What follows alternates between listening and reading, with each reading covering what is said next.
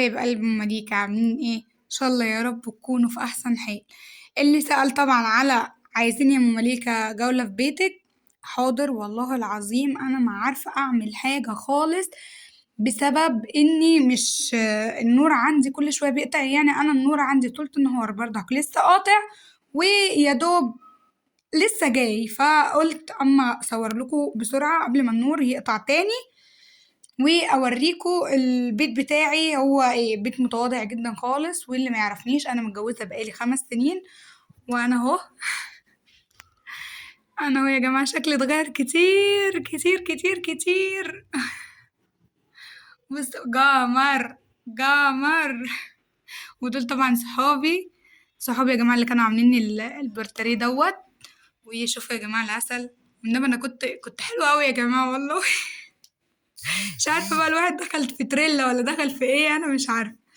المهم، انا متجوزه بقالي 5 سنين، يعني على قد ما بقدر بحافظ على الشقه بتاعتي طبعا والحمد لله.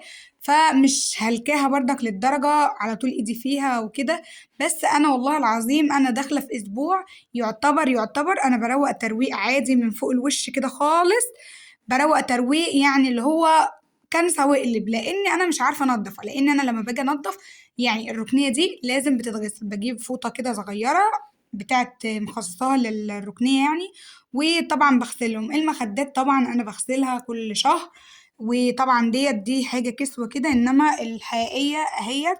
بس ان المخدات عندي لما جه الراجل عمل الركنية مركب لهاش حاجة.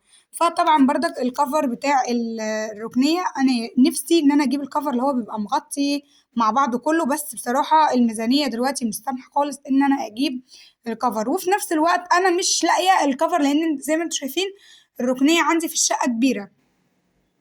يعني الركنيه بتاعتي اهي 9 متر، فانا بصراحه برضك الميزانيه مش هتسمع. ودي طبعا الستاير، والستاير دي انا اللي كنت عاملاها بذوقي. الستاير دي يا جماعه كنت عاملاها قبل ما اتجوز طبعا، بتاعت جوازي يعني. عاملاها ب5000 جنيه ايام الرخص من 5 سنين. ودوت الشغل دوت ابو مليكه اللي عامله، لان ابو مليكه نفسه اصلا محار. فعامل حاجه بسيطه برضك في السقف كده، لان الظروف ما كانتش سامحه للدرجه. فالحمد لله اللهم بارك ان انا، يعني الحمد لله انا مامتي متوفيه للي عارف. فالحمد لله على قد الحال جبنا وهو جاب. وما طبعا ما دخلتش بحاجه الحمد لله ناقصه. وطبعا ما حملناش بعض المسؤولية. ويا جماعة والله العظيم اللي جالكم عريس محترم كويس أي حاجة، أهم حاجة عنده إن هو يكون محترم. مش لازم إن هو بقى عنده شقة، عنده مش عارفة إيه، عنده إيه. واحدة واحدة يا جماعة والله العظيم هتعملوا كل حاجة. ويعني أنا اللي ادات دي والكلام ده أنا جبتها بعد الجواز. في حاجات كتير أنا جبتها بعد الجواز. الحفاظات ديت كنت جايباها برضك بعد الجواز. إن أنا داخلة بسجاد، فالسجاد بتاعي أبيض في لون فوشيا كشمير كده. بصراحة كان بيتعبني جدا جدا جدا في التنظيف عامة يعني. طبعا ده مش مفرش الفرح، ده مفرش فرو كده، أنا كنت جايباه كان عاجبني يعني شكله كده. الزهرية طبعا مش بتاعة الفرح. في حاجات اتكسرت كتير واتهلكت كتير، لأن أنا هنا في بيت عيلة. فكنت الأول ما كنتش محافظة على الشقة بتاعتي للدرجة. اتهلكت في الأول. يعني شقتي يا جماعة، كل اللي هتتجوز في بيت عيلة حافظوا على شقتكم على قد ما تقدروا، عشان خاطر بجد الشقة بتاعتكم هتتهلك بمعنى الكلمة. فأدي الشقة بتاعتي، هي باب الشقة. وانا دخلت كده، دخلت الاوض. هنا عندي اوضه، طبعا دي اوضه اطفال اهيت. فانا عندي ما بفتحهاش خالص، ولا حد اصلا بينام فيها. تمام، انا اصلا ما عنديش حد بينام فيها غير ان مليكه تخش تجيب العجله بتاعتها والبقره دي. طبعا بابا اللي كان جايبها لنا، ربنا يا رب يخليهولي ويديه الصحه. ودي ستاير اوضه الاطفال بتاعتي. وبرضك انا اللي عاملاها. ابو مليكه اللي كان جايب السجاد. وطبعا كل حاجه كانت من اختياري. محدش بينام هنا اصلا ولا بيقعد هنا اصلا. فدي اوضه، دي كراكيب مليكه حاطه لها في شنطه. ودي كيستين هدوم يا جماعه. بنت اخت جوزي كانت جايباهم لمليكه يعني وكده، فكبار عليها فعينهم لها يعني، لحد ما اشيلهم تحت السرير. فان انا مستنيه اغسلهم عشان اعينهم على اضافه. وادي الاوضه ديت محدش بيدخلها. ودي مروحه طبعا عشان خاطر الجو ساقع فركناها. وهي دي الاوضه بتاعت الاطفال محدش اساسا بيخشها. فطبعا هنا الصاله طبعا بردك فانا بحط الاول الحاجات ديت عشان خاطر انا جايبه مناديل اللي هي بتاعه الركنيه ديت. فهي منشوره طبعا على الحبل. وانا بردك من فتره للتانية يعني بشيلها احط واحده ثانيه، وانا عامله 4 زي دول كده مختلفين. فطبعا بشيلها واغسلها، يعني بشيلها كل اسبوع بصراحه بتحافظ على الركنه، بدل ما كل شويه اشيل الحاجات اللي هي ديت. بدل ما اشيل الحاجات ديت عشان مليكة كانت بتاكل في شغل. فطبعا بدل ما اشيل كل شويه الحاجات ديت وهتهلكني انا وهبوظها، فقلت لا دي بردك الستاره تبع التانية. بصراحه قلت بدل ما كل شويه يعني ابوظها وكده.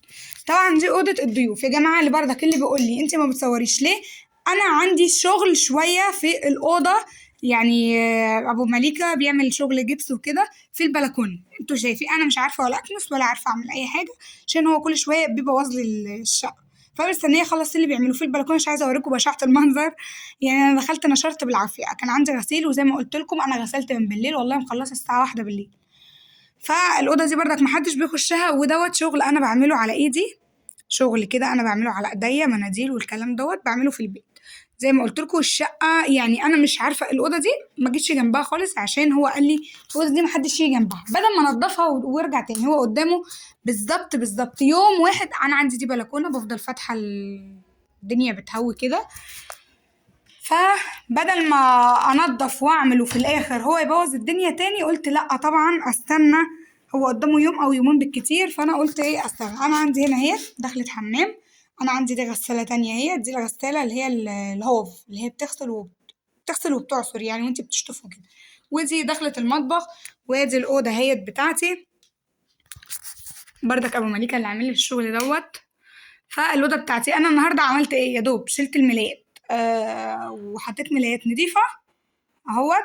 وديت هنا عندي بردك شباك بفضل فاتحاه زي ما انتوا شايفين، واهوت اهو. التسريحة بتاعتي متواضعة جدا اهي. باي، ازيكم وحشتوني. التسريحة بتاعتي اهي متواضعة خالص، حاجتي هادية خالص يا جماعة وانا بحب الهدوء اهوت.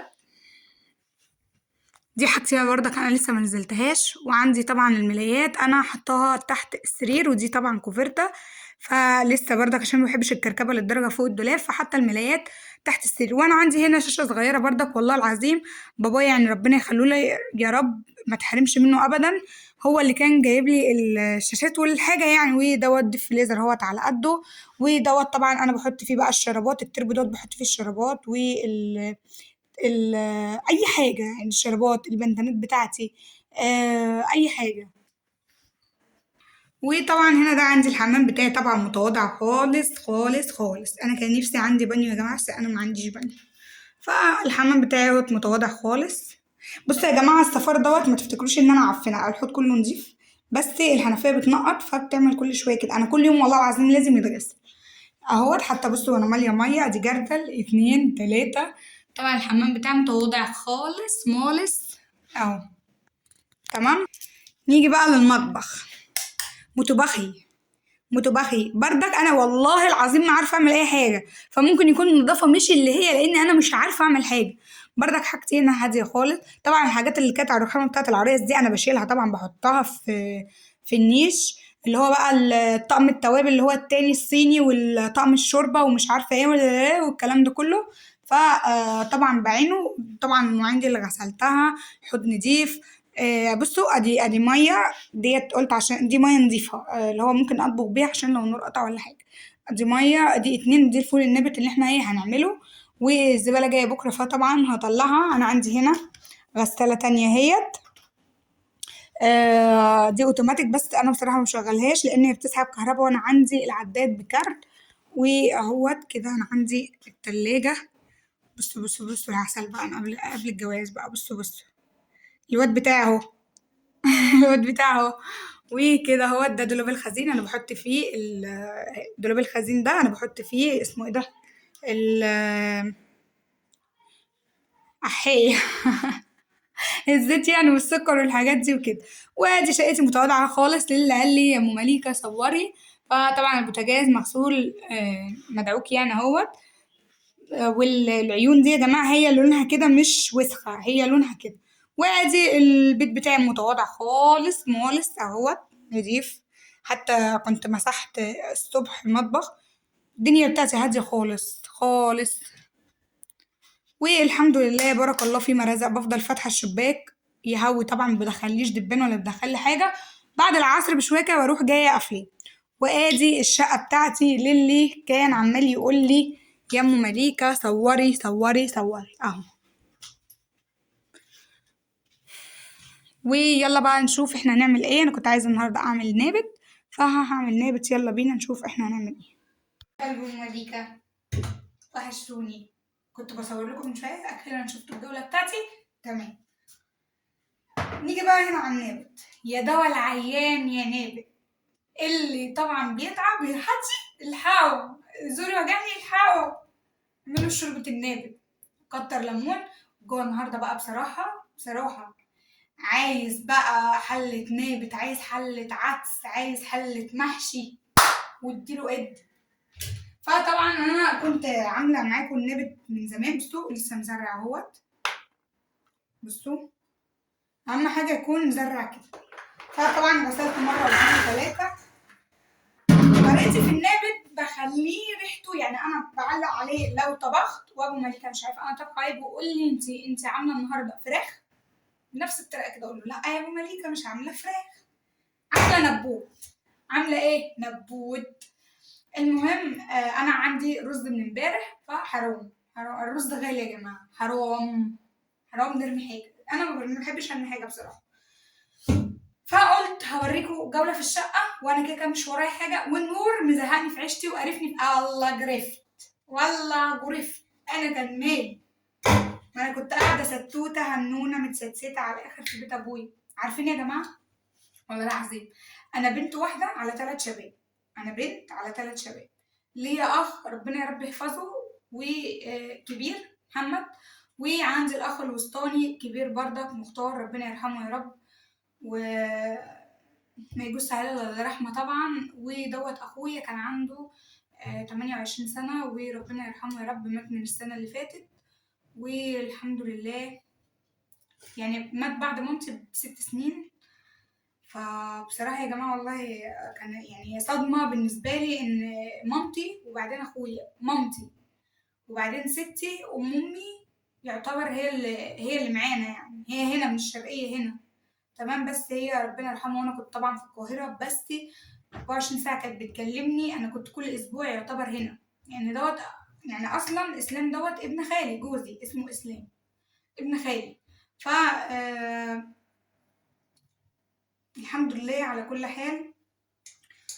مامتي وستي واخويا، فالحمد لله والله. يعني عماله اتوه عشان الواحد فيه اللي مكفيه والله يا جماعه، ما يفتكرش او كده. فالحمد لله. يلا بينا. هعمل النابت بقى طبعا، وعندي الرز باقي من امبارح، فقلت همشي عليه. نعمل بقى شويه نابت ونمشي على الرز، وبارك الله فيما رزق على كده. عشان الرز غالي يا جماعه، وابوس ايديكم بلاش تهلكوا ولا في رز ولا في مكرونه ولا الكلام ده، لان دوت نعمه ربنا وجوزك شقيان بيهم. فانت ما تجيش تعملي وترمي شويه رز بقوا من التلاجة. انا لسه مطلعه حله الرز اللي انتوا شفتوها على الميكروويف، فطلعتها عشان يعني كده شويه. بحط لها شويه ميه واقلبها، بتبقى عامله زي ما يكون. ووطي عليها النار خالص، على نار هاديه خالص، على شمعه كده. وبكده يبقى الرز كانه لسه معمول. انا ما بقولش بصراحه لابو مليكه عشان ابو مليكه ما بياكلش حاجه بايته اصلا. فبروح جايه عامله الرز كده، فاهمين؟ واروح جايه ايه، اقول له ده رز جديد، ما اصل حرام ارميه، حرام ليه. المهم يلا بينا نعلق على النبت. هو ما بياخدش معايا سوا، لان انا ببقى يعتبر معايا 4 ايام او 5 ايام عقبال ما يزرع. وبعمله بقى زي شوربه اللحمه، بنشربه والله العظيم كانه بيبقى شوربه لحمه بالظبط. يلا بقى تعالوا معانا. هنحط له بصل وطماطم وفلفل وكمون وتوم وفلفل اسود و7 بهارات وواحدة مرقة ماجي. بصوا بيبقى طعمه خرافي. يلا بينا بقى عشان انا اتشوقت وجعت. بصي بقى يا نسوانة منك ليه. بصلتين حلوين كده بمقام بصلاية كبيرة، بس انا بصراحة بحب البصل المتوسط. دي باين عليها عيانة عادي كده اهو تمام. وادي التانية اهوت تمام برضو.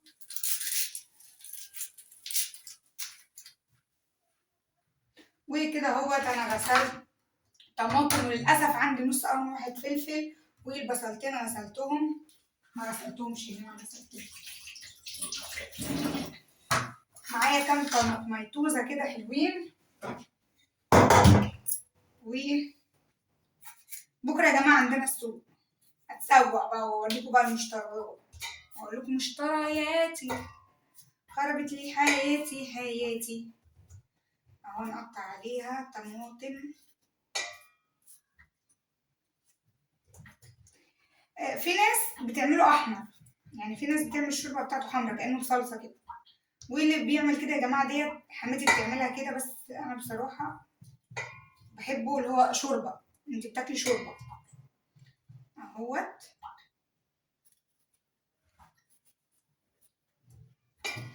جمر.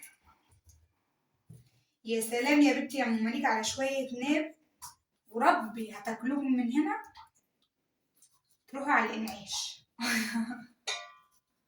مش للدرجه يعني تروحوا تعملوا غسيل معده بس. ده يا بنتي انت وهي بهزر، انت فاكراني مش شاطره ولا ايه؟ ده انا شاطره. عارفين يا جماعه والله انا نص الاكل متعلماه يعتبر من على النت، لان انا مامتي توفت وانا في تانية اعدادي، فما يعتبر ما لحقتش برضه، كان اللي هو كنت بقف معاها بس مش اكتر.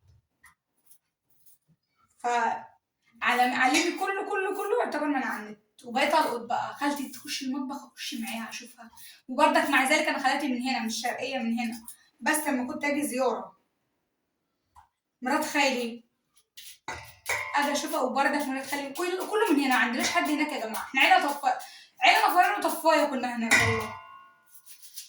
فاي حد يخش المطبخ اروح جايه زنقه معاه، اي حد يخش المطبخ اروح جايه زنقه معاه، والله. وبيت ابويا ده بقى يا لهوي، كنت بدب كل صينيه كيكه وصينيه التانيه الاقي عكيت الدنيا، وابويا يقول لي عادي عادي يا كنت، ابويا يقول لي يا كنت.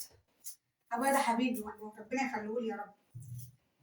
ابويا بيقول لي يا كنت لحد دلوقتي، عارفين ابويا دوت لو عمل يرن عليا بطل انا كحيت عملت كده. يعني انا وابويا والله العظيم نفسنا في نفس بعض، انا وهو مخبيش حاجه عن بعض ابدا. عارفين انتوا البت وامها اللي هو لازقين في بعض دول، انا كده، انا وابويا كده عاملين كده صحاب قوي قوي مع بعض، عبراشق في كل حاجه انا وابويا ده. وهو دلوقتي اتجوز يا جماعه، بس فضل اشوف البصل هيعيطنا بقى. انا بقالي ماسكه نفسي بقالي ساعه عشان ما اعيطش، والبصل ده هيعيطنا.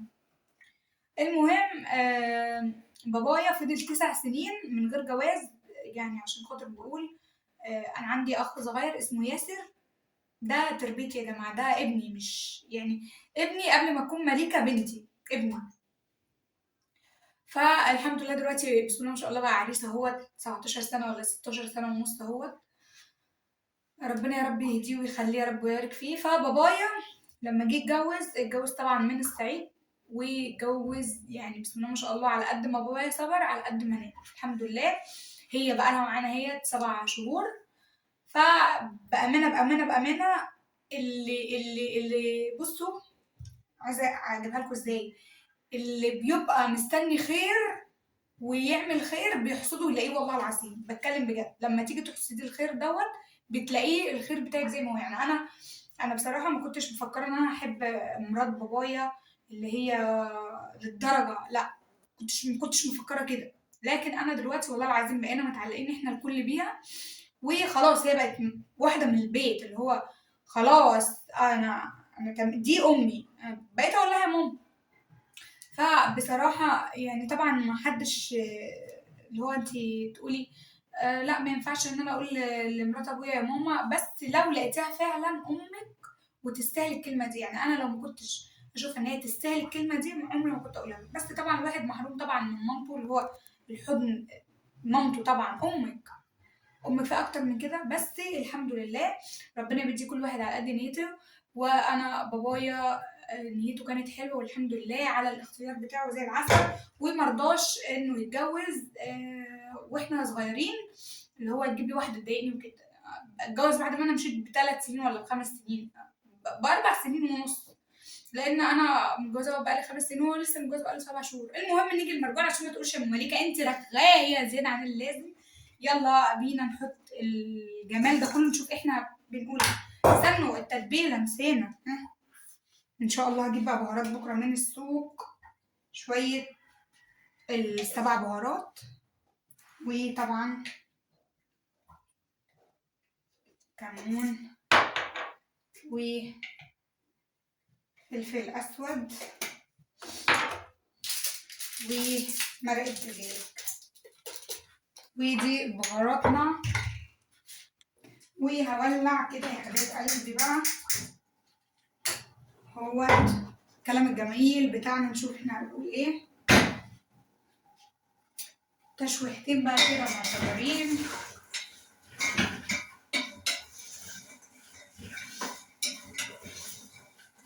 مسافة اما يشم النار هيطلع ريحة خطيرة. المهم نسينا طبعا نحط اللهم صل على النبي التوم، هحطه دلوقتي معاكم. ويا جماعة في ناس عامة بي يعني يحطوا المية تغلي ويسقطوها على طول في يسقطوا الفول فيها كأنه زي اللحمة كده. لا أنا بحب أشوح، انتوا عارفين أي حاجة أنا بحب أشوحها.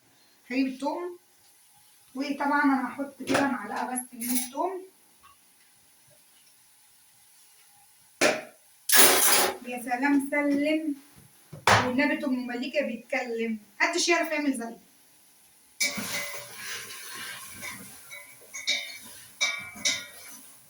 كده اهو.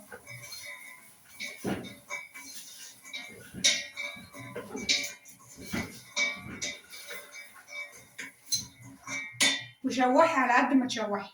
شوحي بقى، اعتبريه بصي معاملة ان انت واحدة انت عايزة تشوحيها بقى. شوحي الكبدة وتمسكيها بقى تديها علقة يا ما نفسي.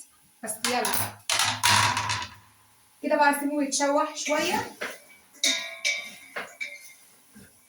وهرجع لكم قبل ما يتشوح حبة. وطبعا هنا انا اتشوح بقى معايا شوية مية حلوين كده. والله العظيم طلع ريحة زي ريحة اللحمة بالظبط.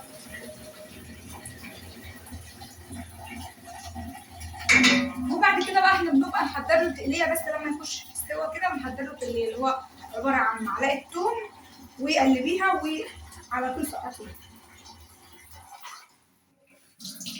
اهوت.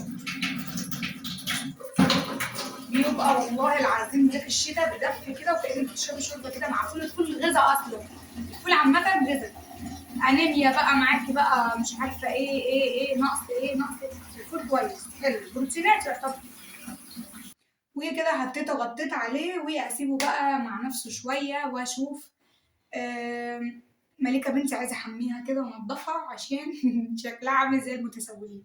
فقلت أما أحميها وأنضفها وبعد كده إيه يكون الفول ده بقى إيه بان له صاحب. ما أنا مش هسيبك إلا لما يبان لك صاحب. المهم أنا بقى أحميها وأنضفها وأرجع لكم مرة تاني. باي.